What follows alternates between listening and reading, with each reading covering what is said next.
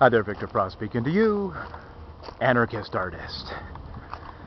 I know that I have a very provocative title for this video, In Praise of Violence, and I know that might sound a little disconcerting to people, especially those who know me to be an outspoken advocate of the non-aggression principle.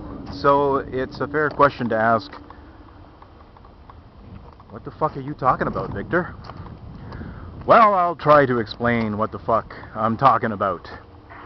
It seems to me that no matter how many times I turn myself into pretzel, standing on my head, spinning around, trying to explain what the non-aggression principle is, there's a lot of people who still just don't get it. Who just don't get it. And I guess in a certain sense I can understand that, because to truly understand the anarchist position and what the non-aggression principle means, to truly get it, to grasp it, to have it marinate in your brain, to fully comprehend what that means.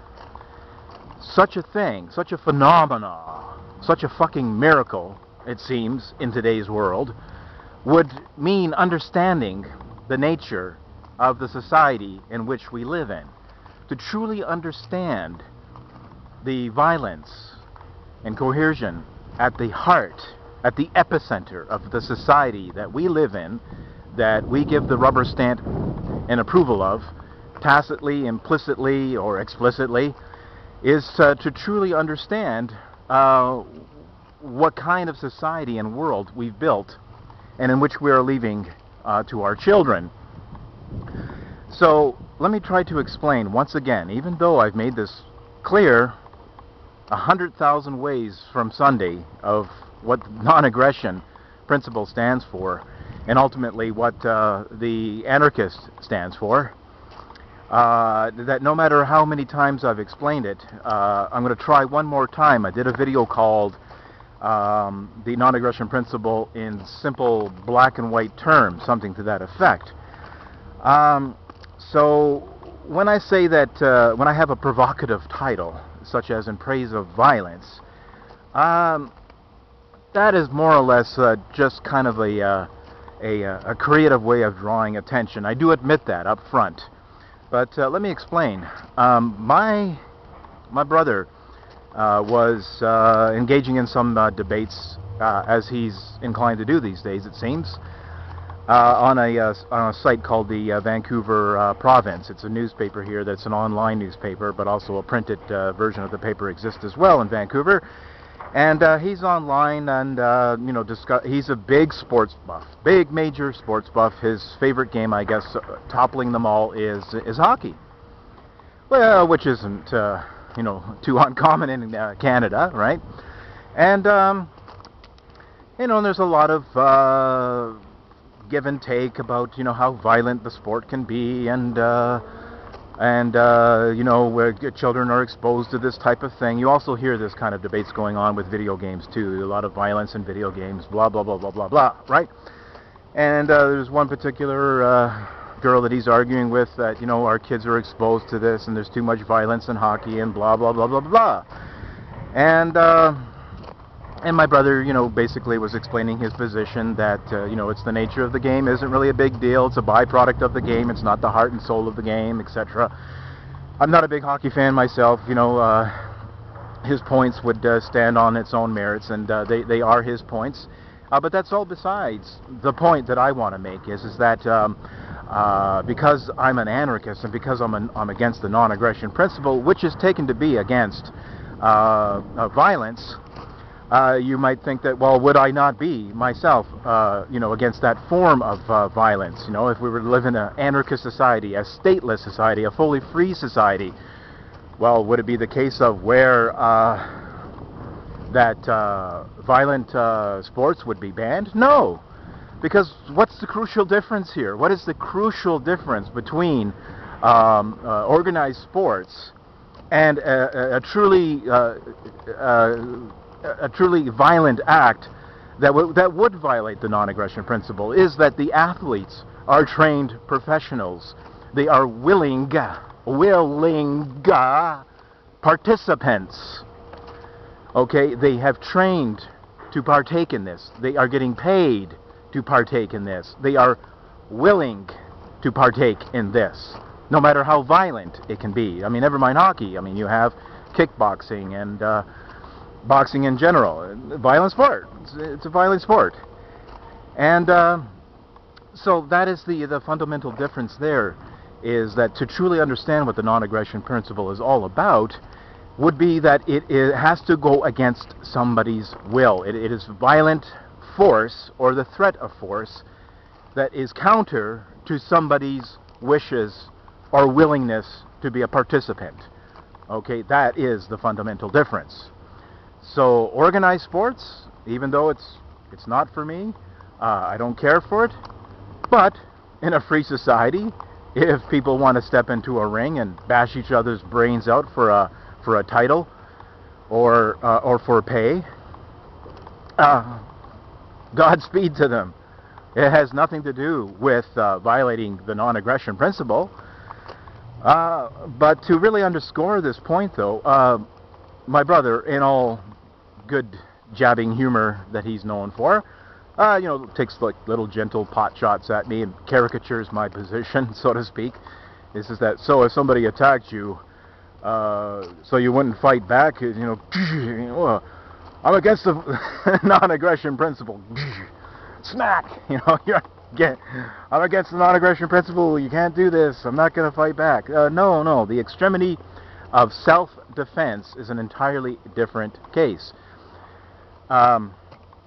Philosophical anarchists who embrace the non-aggression principle as the fundamental ethical underbelly of their whole entire position are not against violent retaliatory force. Once again, to block out and not able to grasp the difference between initiatory and retaliatory force is to truly is an avoidance. It's a coping mechanism, I believe, that people cannot bear to grasp, it seems. It's like a self-defense in its own sense, an intellectual, psychological self-defense, a coping mechanism to not deal with the nature of the society that they live in, which is founded on violence of the sort that is against the non-aggression principle. But to really make the point clear, let's just take the case of boxing once again.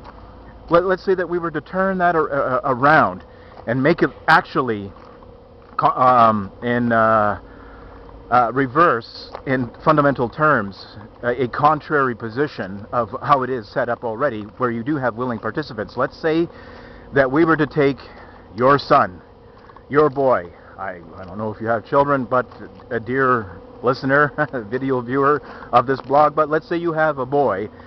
He's an 18-year-old boy, and let's say that by the decree of the state, let's say, that he was ordered to report to a gym for training where he is going to be fighting an opponent to the death.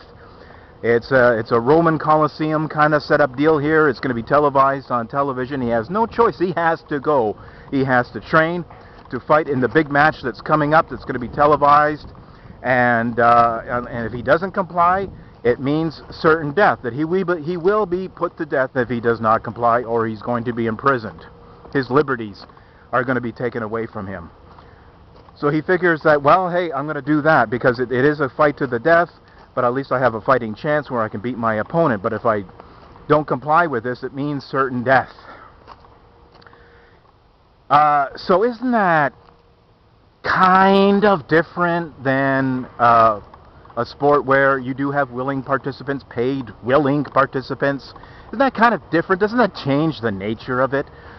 Like in terms of fundamentals, not peripheral, superficial differences, but in terms of an ethical fundamental principle. Isn't that kind of different? Doesn't that change the scenario a bit?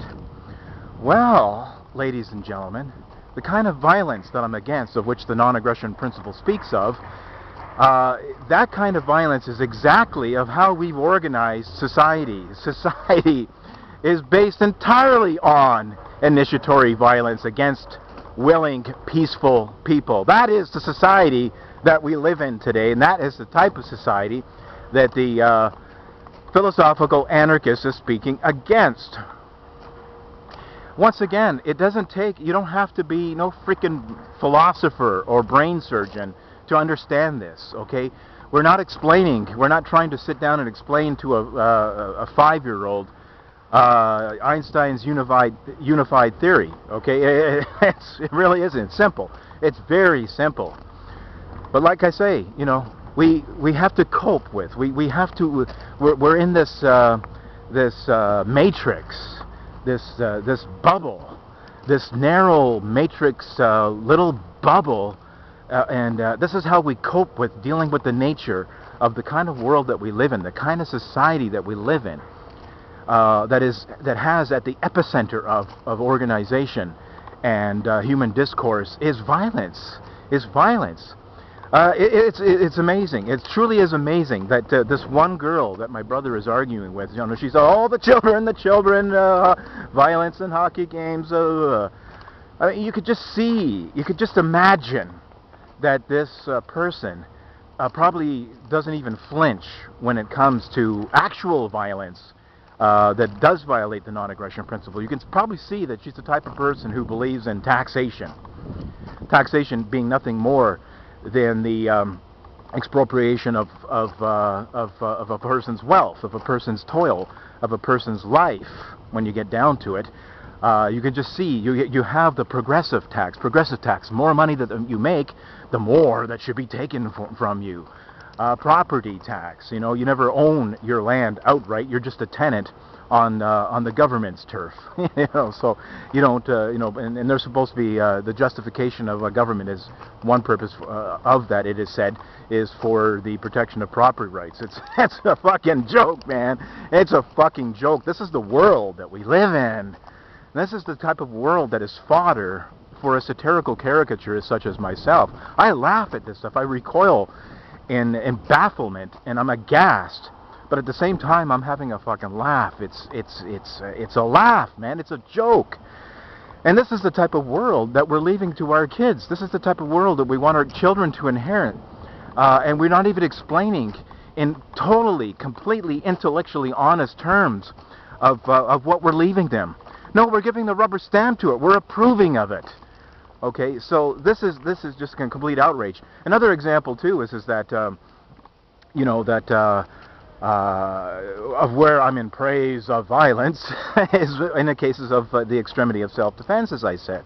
That also applies to the people that I love. Let's say that I have the love of my life, the woman that I love tenderly, and believe me, I have the great capacity for love.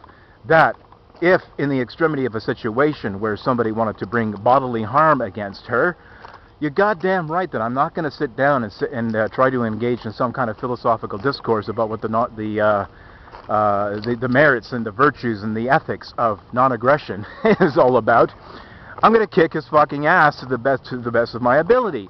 But this is nothing that I'm going to take relish in. It would be a very horrific, traumatizing experience to have to be put in a situation where I'm either defending myself or the person that I love, let's say. So it's completely counter. Violence is completely counter to my nature. And maybe that's why, one reason why I'm not a big sports buff, you know, where you do have violent sports. That's just me. That's just me, right? But truly though, really though, there is no excuse. There is no excuse to misunderstanding what the anarchist is talking about when he advocates and espouses the non-aggression principle and what that means and what it doesn't mean.